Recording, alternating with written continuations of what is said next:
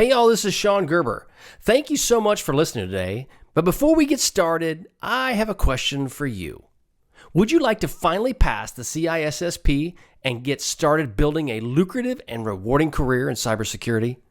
I can help you over at CISSP cybertraining.com with the resources and tools you need to pass the CISSP the first time.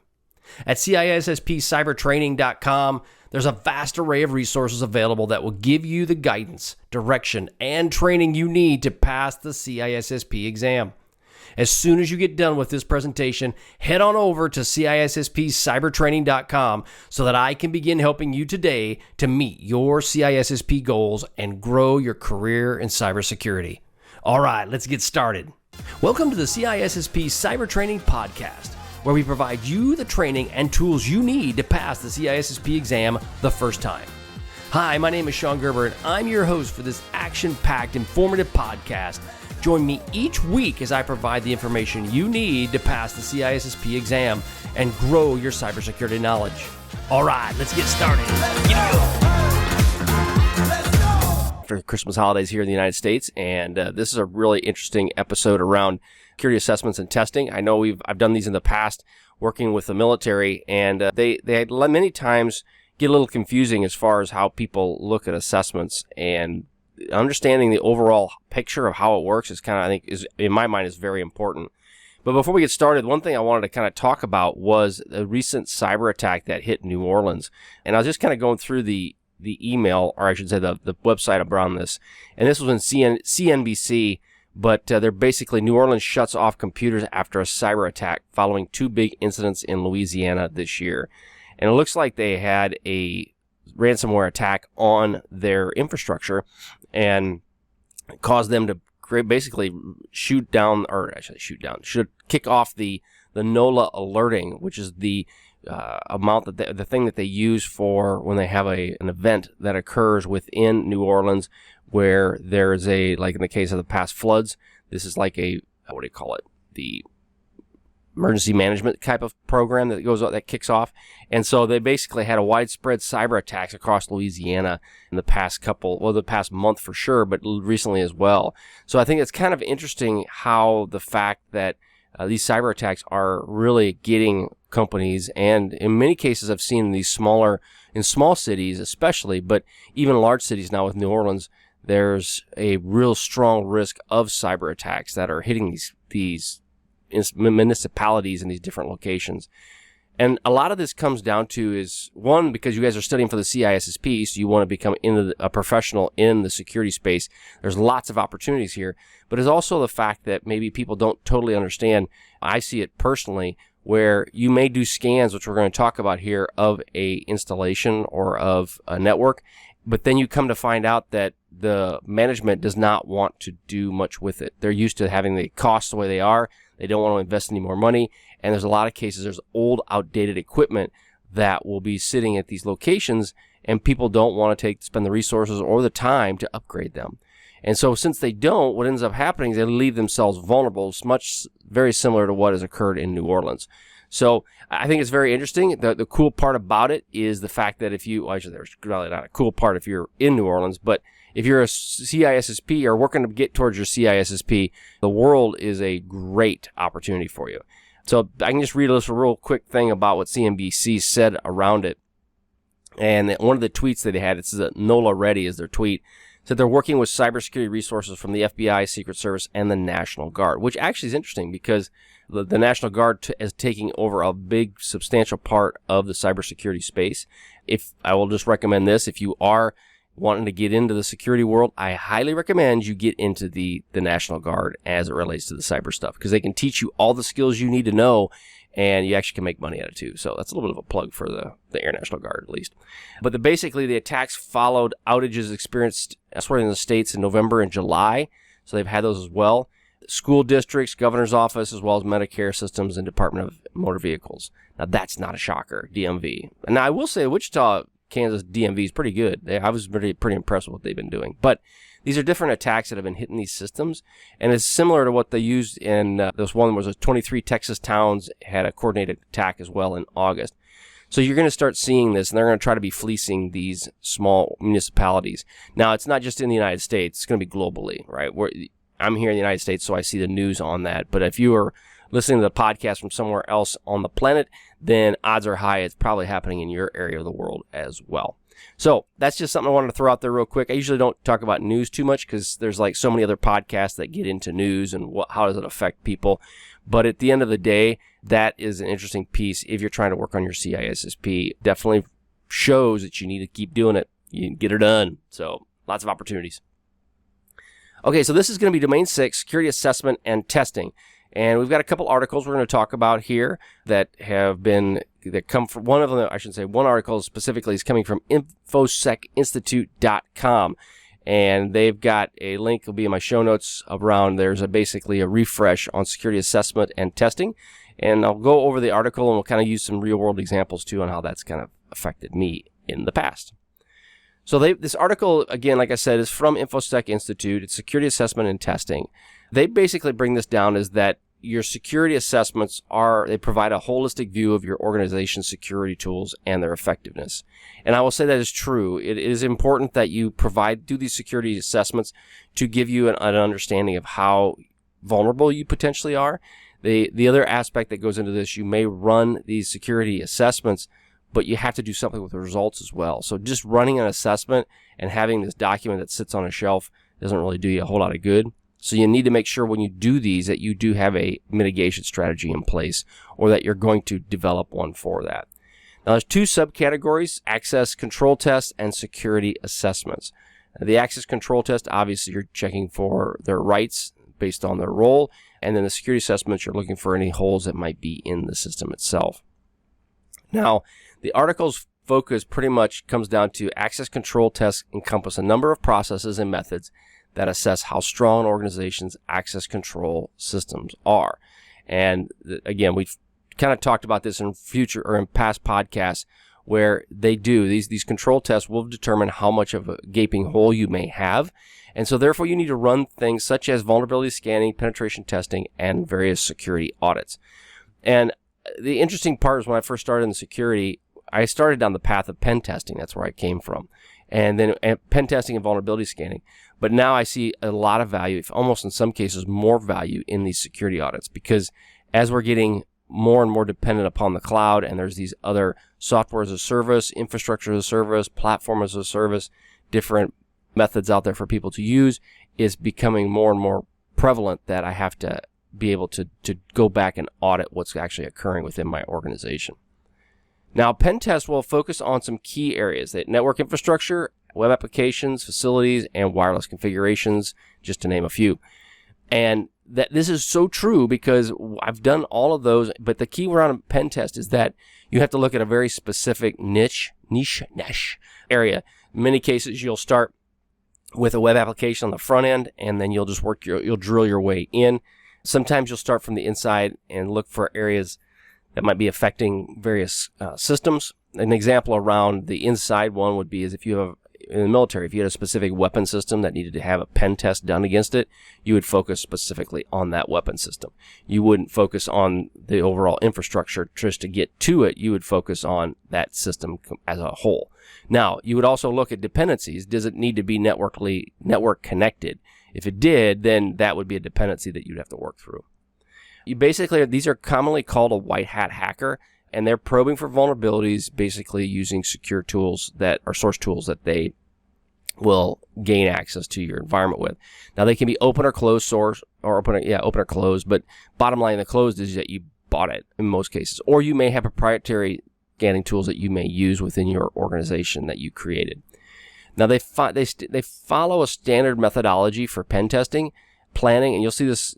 I've seen this on the CISSP questions, and so it's typically I would suspect you would see this in the test. Planning, reconnaissance, scanning, assess vulnerabilities, exploiting, and reporting.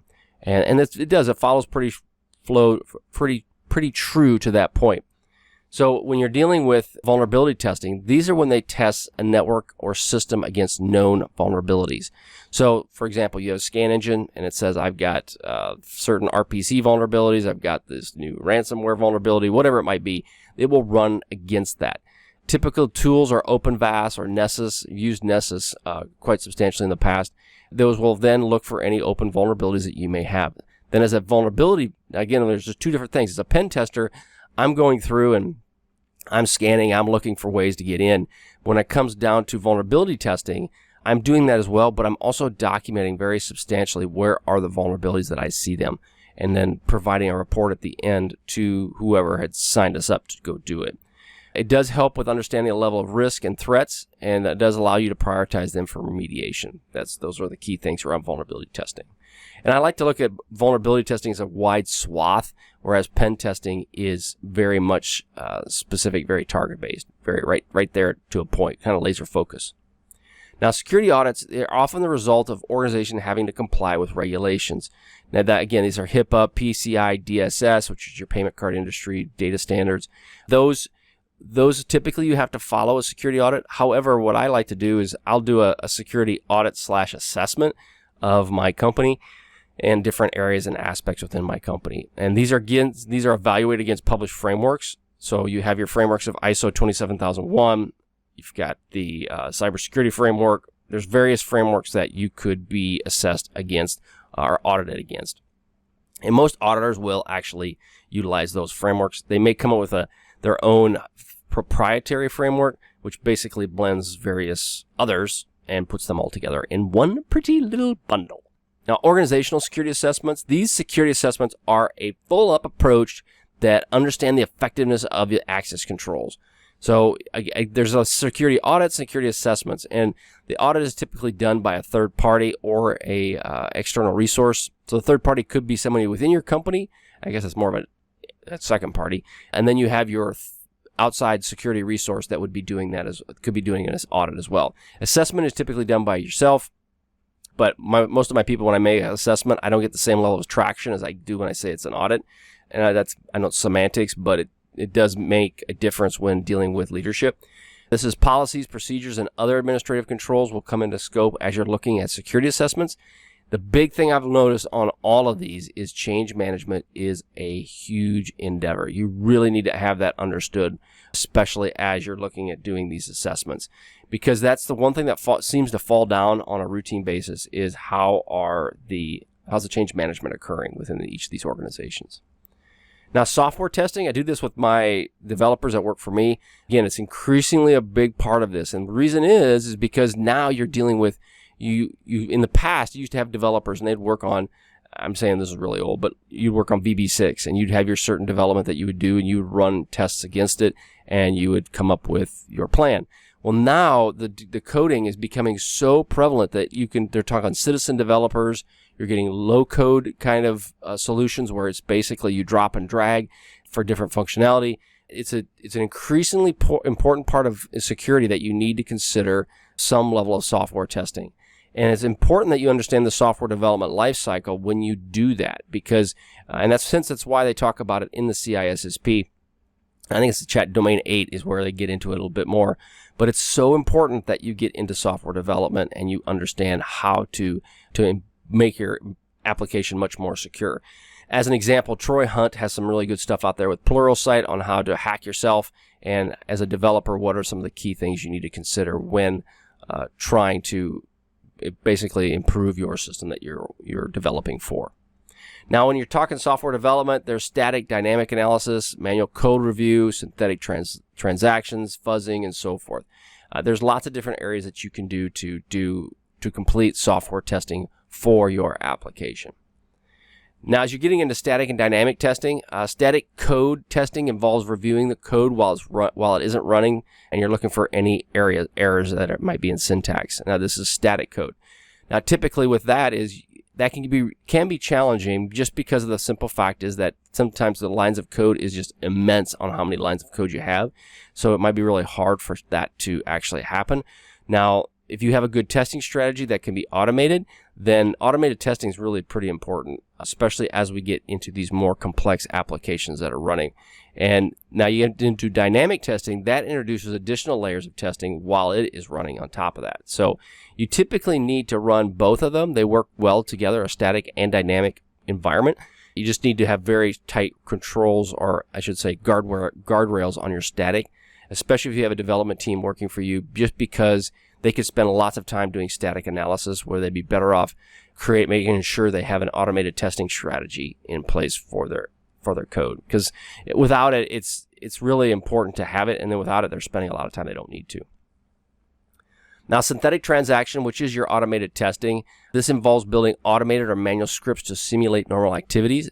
Is this 100%? No, it can't be 100%, but it is a really good solution to help you knock out the big rocks within your testing strategy.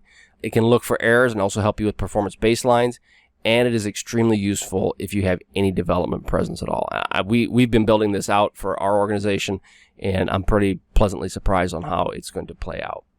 Software testing levels. This is testing software from multiple perspectives, and this can also be, it falls under the final user acceptance testing, which is typically called UAT. When they do software testing levels, sometimes they'll integrate it with, as an example, different iPads, different iPhones, different Android devices, and they'll also go through all of that as far as when they're looking at the various testing strategies around it. The other thing to consider is regression testing. This is, so after you put something out there, you then can complete a regression testing of the software after new updates or modifications or patches have been applied. And so that's, if you have an issue where this patch does not do well with the update, you would do that regression testing prior to actually pushing it into production. Once that's all done, then the user acceptance testing would occur, and that's when they would sign off on how does this all play out within their organization, or how is it going to go before it goes to production. The user would accept that code and that software. Now, the last one I've got is fuzzing. Fuzzing involves basically submitting random error-filled data, and this typically has happened in the past where you would they'd have an input stream. So you have an input field, and you could actually run code within that input field. Well, fuzzing will help you determine if you can actually do that or not. And so if you're using just an input field that allows any type of code to be put into that field, then you potentially could run code through that actually input form. So if that makes any sense. So let's say Shon Gerber, and not Shon Gerber. Let's say you've got a name. You got a name field, you got an address field, you got a whatever field you want to put out there. And in these fields, you set up the input type that it will allow any code to run in that, or any length of code to be able to run or put in that input field. So if you don't limit how much characters can be put in there, that's a bad thing. If you don't set the character type that needs to be put in there, so like for example, only text can be put in there, nothing else other than a text comment. You have to limit those fields, and if you don't do that, then you can cause it to run some sort of code on that server. Well, that's considered fuzzing, and that's basically submitting random error-filled data into software just to help make it crash. And then you're just trying to see what it can do.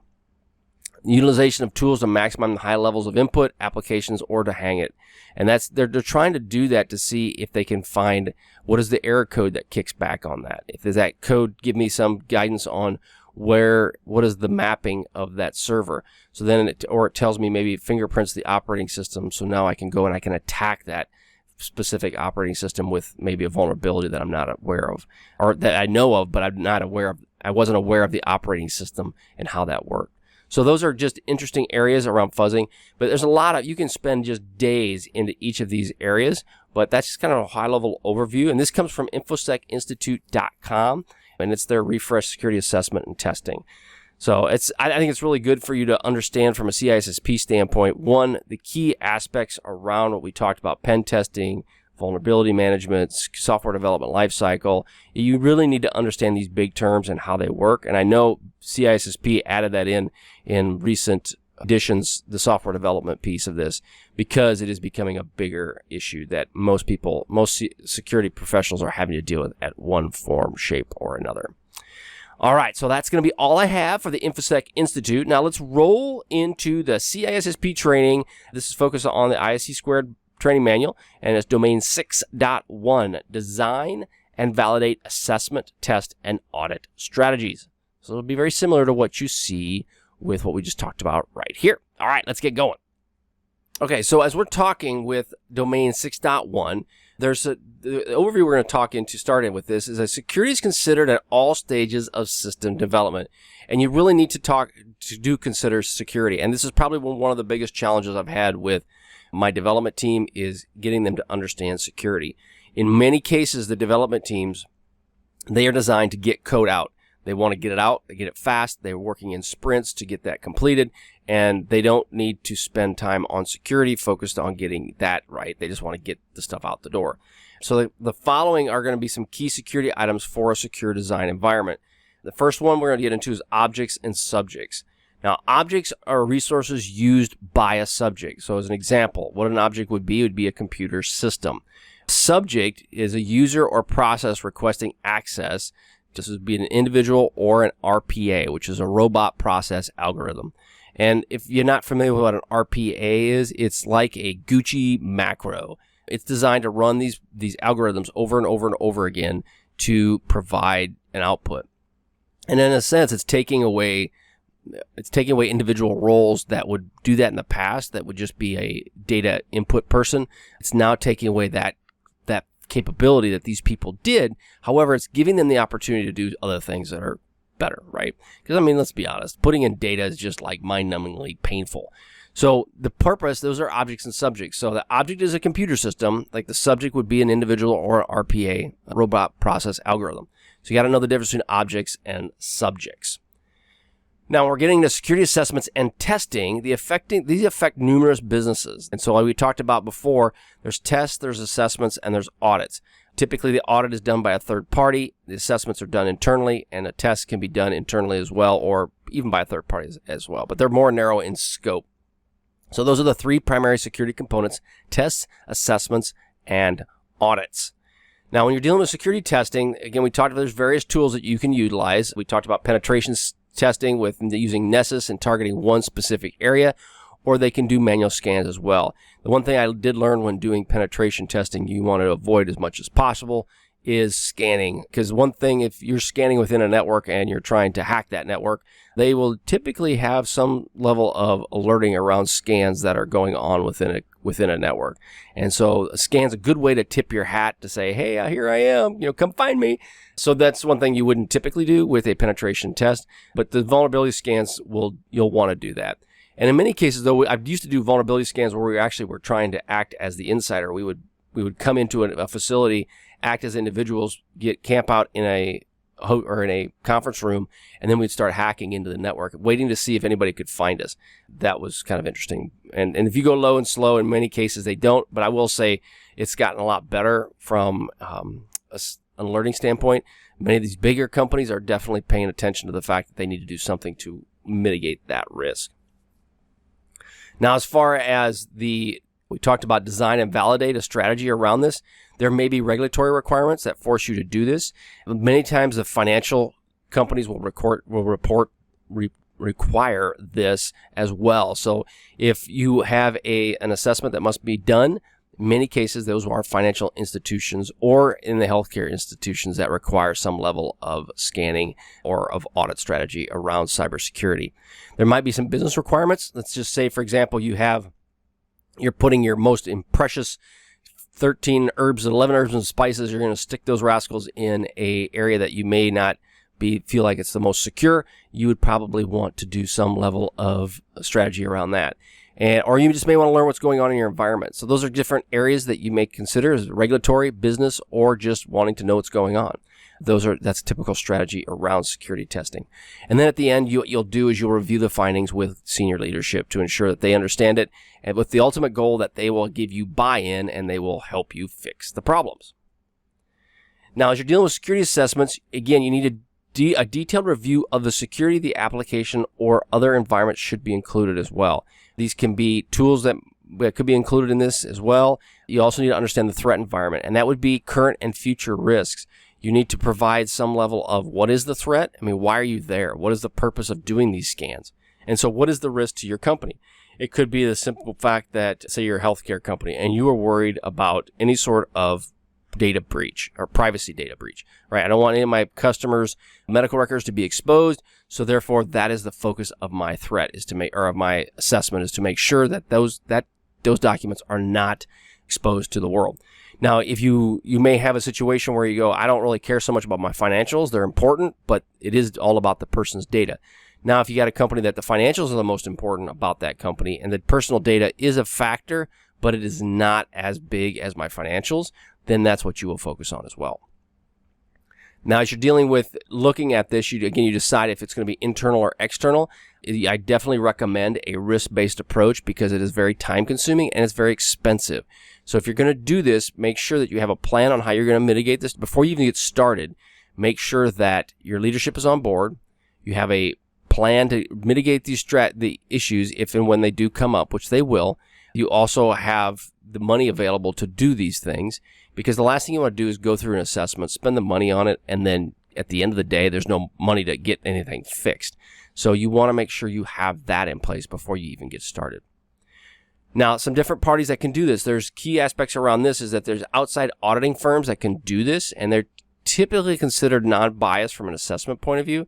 Now, I will say I've had a recent audit that was done not too long ago by a third party, and I will say that the audit was good. They asked me some questions that they needed to ask, but I also think that they were probably a little too vanilla in some of that cases. So you got to kind of weigh out these and how much are you doing it as a checkbox or are you doing it to actually learn something? If you're doing it as a checkbox, just that I have to do it to meet these regulatory requirements, okay, well, that's a different outcome than if you actually want to fix some of the challenges that are there. So it's something just to kind of consider around that. When you're talking regulatory bodies, they will typically contract with a third party, and they will contract with this third party outside of you. I've had it in a case where, as a security person, the legal folks have already just contracted with the audit firm. They didn't even tell me about it. They just went and did it, and then that third party would come talk to me and go through our audit of our information. Now, the big four, you got E&Y, Deloitte & Touche, PwC, and KPMG. Bottom line, get ready to pay some big bucks for that. It's not going to be cheap, not by a long shot. It's going to be very expensive. But they give a good product, and they are very thorough in what they do. Just be prepared for the price tag. Now, when you're dealing with security audits, these are similar techniques of testing and assessments. They are typically internally tests and assessments are. And like I said, I'd usually call them assessments, but I will call them audits just depending upon the situation of the individual. Because, again, an audit gets a lot more traction, and it gets people to stand up, take notice. And when we talk about it, they don't get mad at me saying, well, you said it's an audit, but it's really not an audit. Well, they really want to fix the problem, so I will kind of play around with those words a little bit, depending on the individual I'm talking to. But you have internal, you have external, and you have third party as well.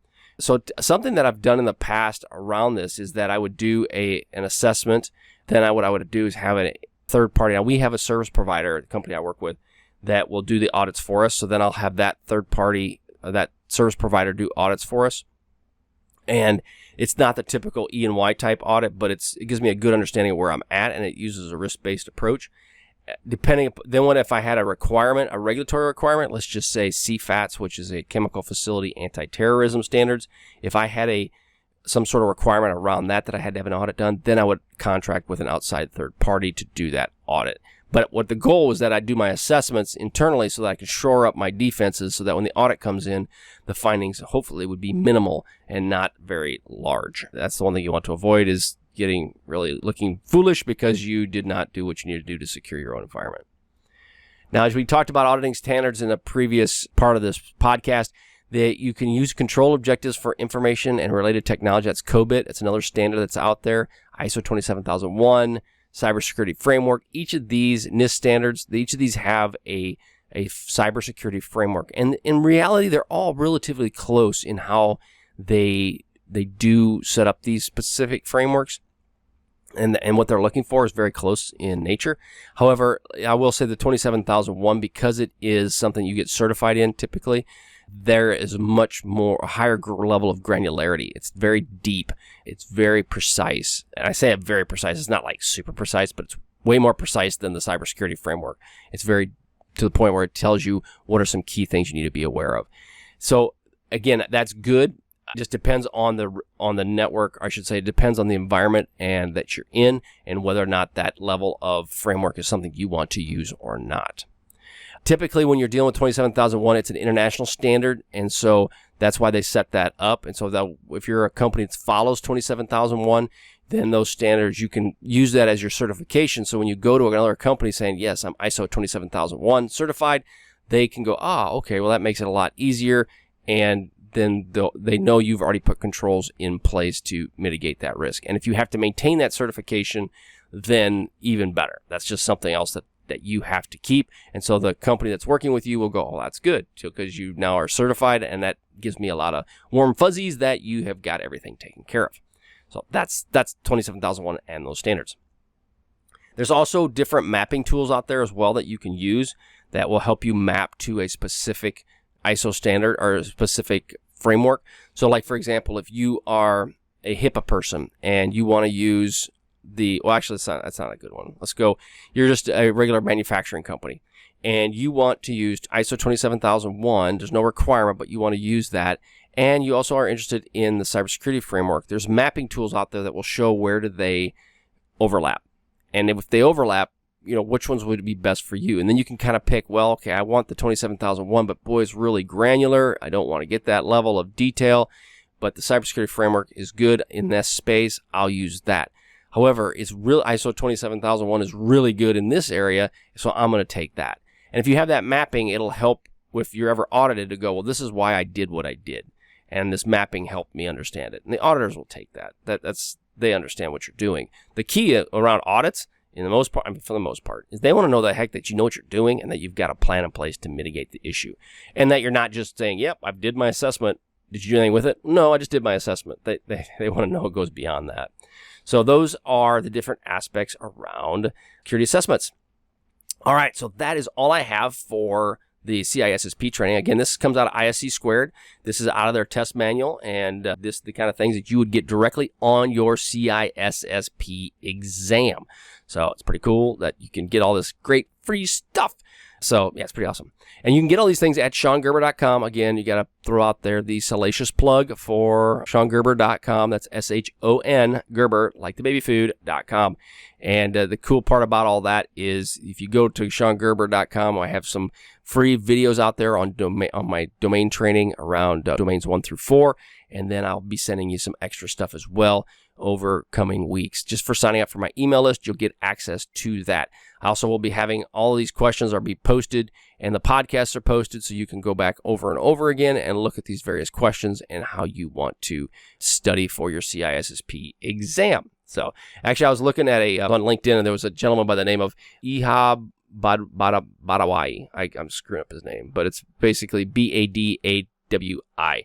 And he just passed the CISSP exam, and I actually have he's got a really cool thing out there on how he actually studied for it. It took him a year to pass it and what he studied for to get there. And he self-studied. I will tell you, I failed it the first time, so it took me about 6 months to study for the first time and another 4 months follow-up to pass my CISSP. So about 10 months.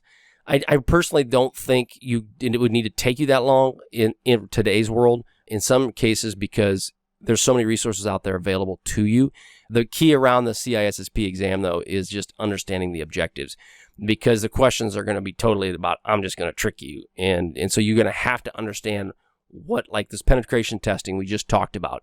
If you understand this stuff, then when the questions come up, they're still going to be kind of tricky ones, and they're going to struggle with it a little bit.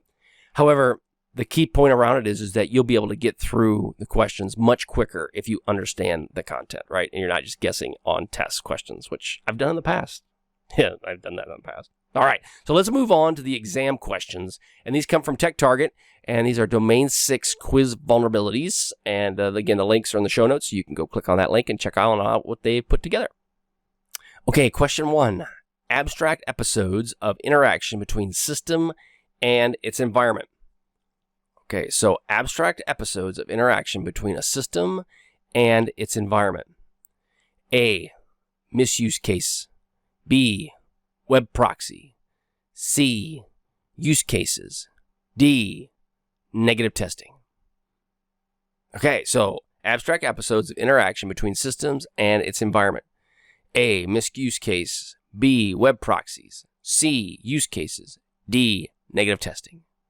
And the answer is C, use cases. So basically, use cases are situations that occur, and they're between a system and environment. You'll hear people talk about a use case, and it's just the way a situation, a scenario, and how things happen. And that is question 1. Question 2, a list of the most widespread and critical errors that can lead to serious vulnerabilities in software. Information Security Continuous Monitoring, ISCM. CWE SANS Top 25 Most Dangerous Software Errors. C, Automated Vulnerability Scanners. D, Real User Monitoring, RUM. Okay, so the list of the most widespread and critical errors that can lead to the serious vulnerabilities in software. Information Security Continuous Monitoring, ISCM. CWE SANS Top 25 Most Dangerous Software Errors. B. C, Automated Vulnerability Scanners. D, Real User Monitoring, RUM. And the answer is A, Information Security Continuous Monitoring does have a list of the most widespread and critical errors that can lead to vulnerabilities within your software. Okay. Question 3. This criteria requires sufficient test cases for each program statement to be executed at least once. However, its achievement is insufficient to provide confidence in a software product's behavior. Okay, A, statement coverage. B, data flow coverage. C, condition coverage. D, path coverage. This criteria requires sufficient test cases for each group or each program statement to be executed at least once.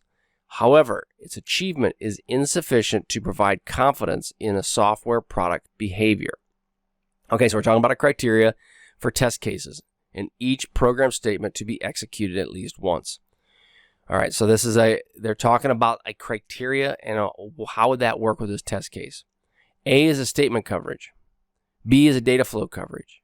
C is a condition coverage. D is a path coverage. Now, it didn't talk about data flows, so that's one that you probably could throw out there if you don't know. It didn't talk about a path specifically, so that could be potentially thrown out. But it did talk about criteria that would be, and you have to kind of read between the lines a little bit, but how it is written down or how it is brought up, and this is around test cases. So the answer is A, statement coverage. That's kind of a tough one. So that'd be one you have to kind of work through a little bit on that. Thanks so much for joining me today on my podcast. If you like what you heard, please leave a review on iTunes, as I would greatly appreciate your feedback. Also, check out my videos that are on YouTube. Just head to my channel, CISSP Cyber Training, and you will find a plethora of content to help you pass the CISSP exam the first time. Lastly, head to CISSPcybertraining.com and look for the free stuff that is only available to our email subscribers. Thanks again for listening. See you.